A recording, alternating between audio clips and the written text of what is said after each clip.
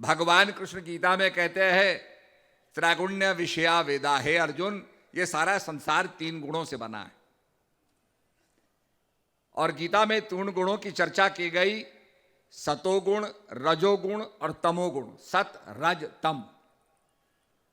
जिसके अंदर सतगुण प्रधान होता है उसे हम कहते हैं सात्विक पुरुष, जिसके अंदर रज प्रधान होता है उसे कहते हैं राजसी पुरुष, जिसमें तम प्रधान होता है उसे हम कहते हैं तामसिक पुरुष।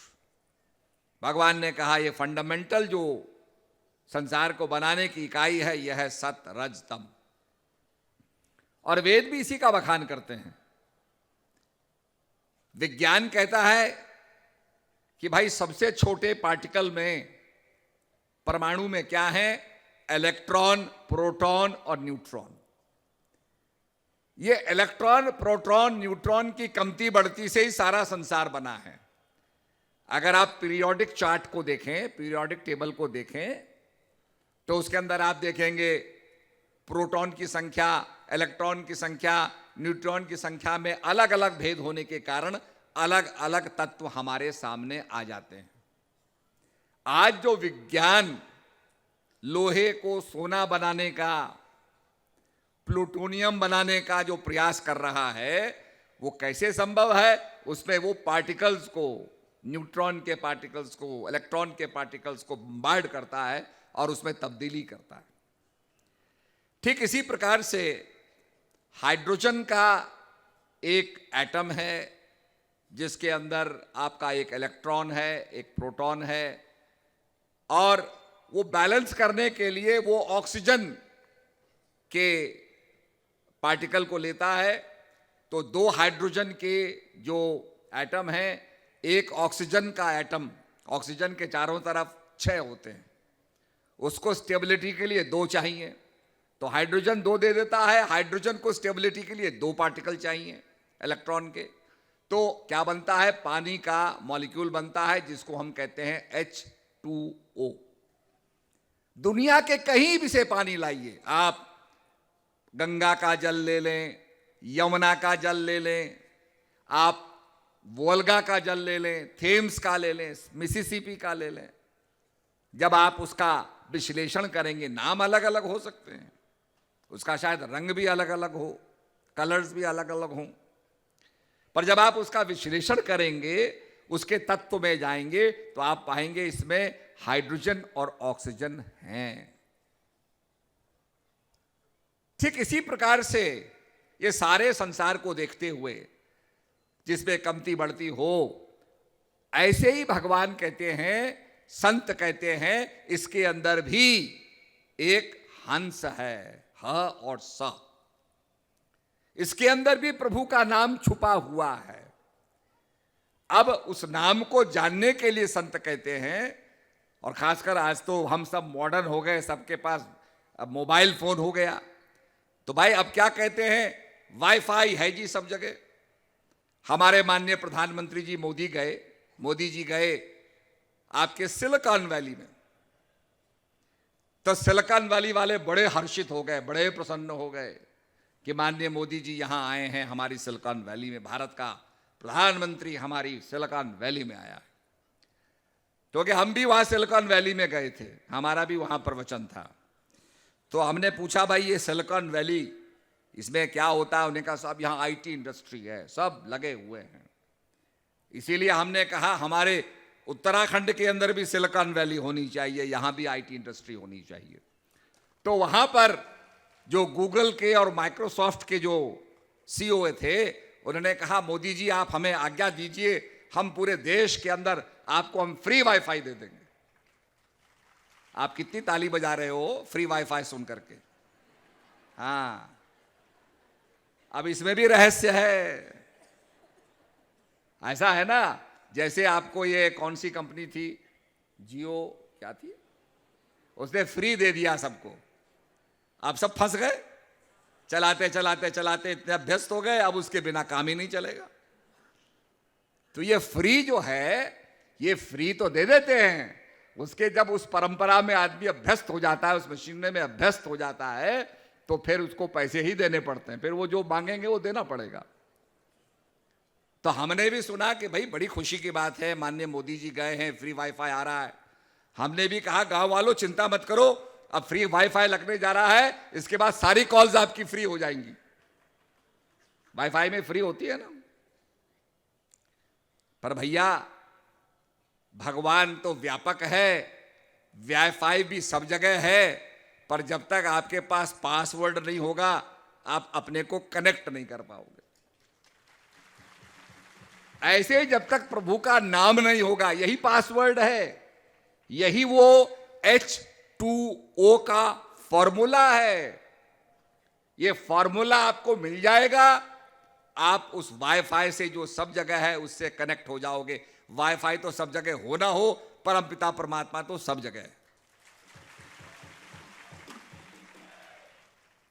तो वाईफाई के लिए जैसे पासवर्ड चाहिए, ऐसे ही उस अनंत व्यापक इन्फिनिट जो पूर्ण है उसके लिए भी पासवर्ड चाहिए, और वो पासवर्ड सद्गुरु महाराज देते हैं। ज्ञान अंजन सद्गुरु दिया, अज्ञान अंधेर विनाश, हर कृपा ते संत भेटिया, नानक मन प्रकाश। श्री गुरुदेव नानक जी कहते हैं कि ज्ञान का काजल सद्गुरुदेव महाराज ने दिया। काजल से आपकी दृष्टि और शार्प हो जाती है, तीखी हो जाती है, तीक्ष्ण हो जाती है। तो कहा ज्ञानंजन सद्गुरु दिया। आप देखिए हमारी दो आंखें, हम भी देखते हैं, और आप देखिए गिद्ध जो हैं आसमान में उड़ते रहते हैं, उनको पता चल जाता है कि सांप कहां निकला, कितने ऊंचे उड़ते हैं, और कौन सा यहां पर मरा हुआ जानवर है। मुझे एक सज्जन कह रहे थे, महाराज जी ये केदारनाथ का जो हादसा हुआ और चोराबाड़ी जो ग्लेशियर फटा, तो उससे पहले वहां पर चीलें ऊपर मंडराई रही थी, जानवर ऊपर मंडरा रहे थे, वो संकेत दे रहे थे। तो ये गिद्ध के पास, अब देखिए क्या दृष्टि है, तभी तो कहा गिद्ध दृष्टि अपार तुम जानत नहीं। गिद्ध की क्या तीक्ष्ण दृष्टि है।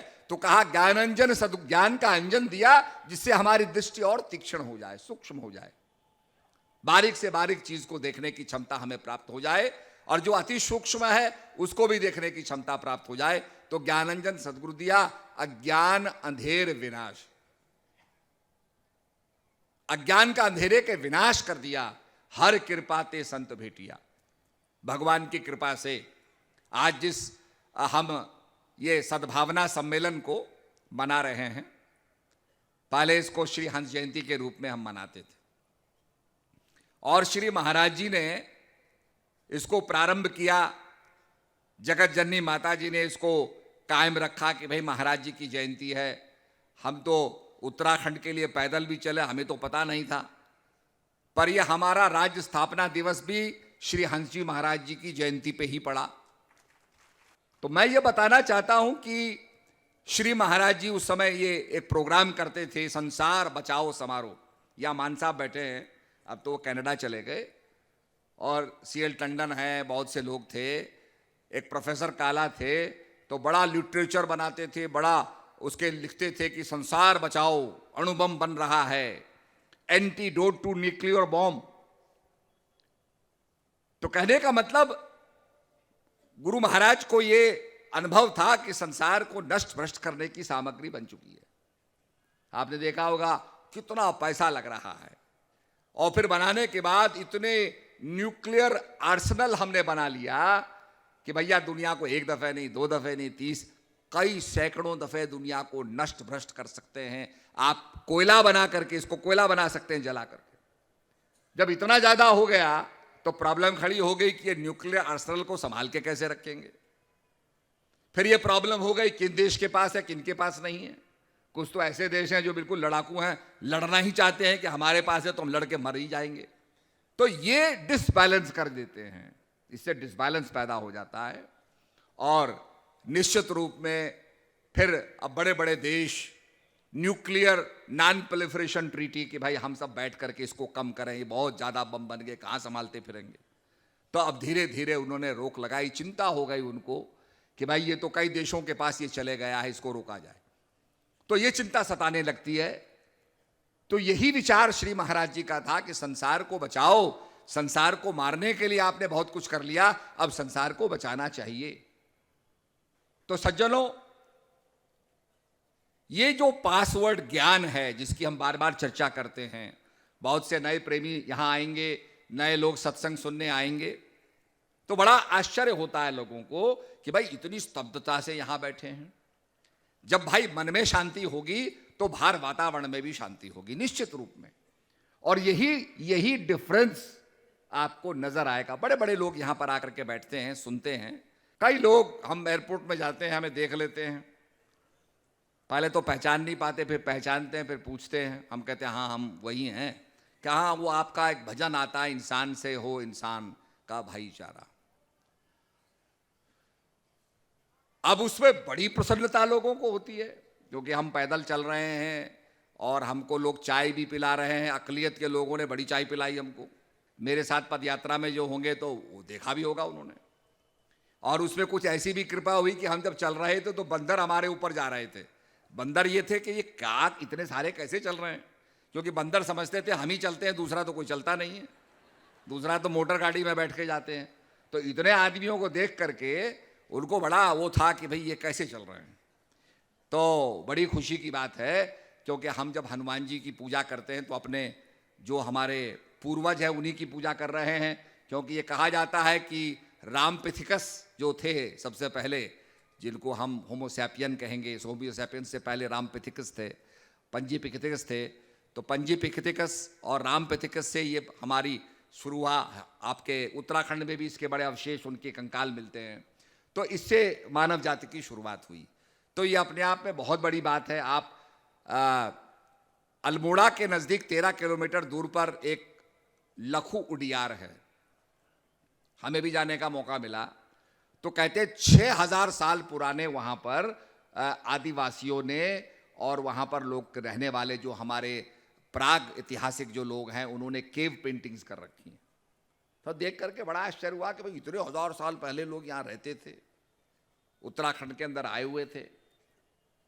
तो ये एक सोच करके कि कितना बड़ा सभ्यता का ये क्रेडल है, सभ्यता का एक स्रोत है, ये देखने और समझने की बात है। और उसके अंदर सबसे बड़ी बात समझ में ये आई कि भाई गुरु बिन ज्ञान न हुए, ज्ञान के हुए विराग बिन, सुखी लरहे हरि भक्ति बिन, गावई वेद पुराण। यहां तक कहा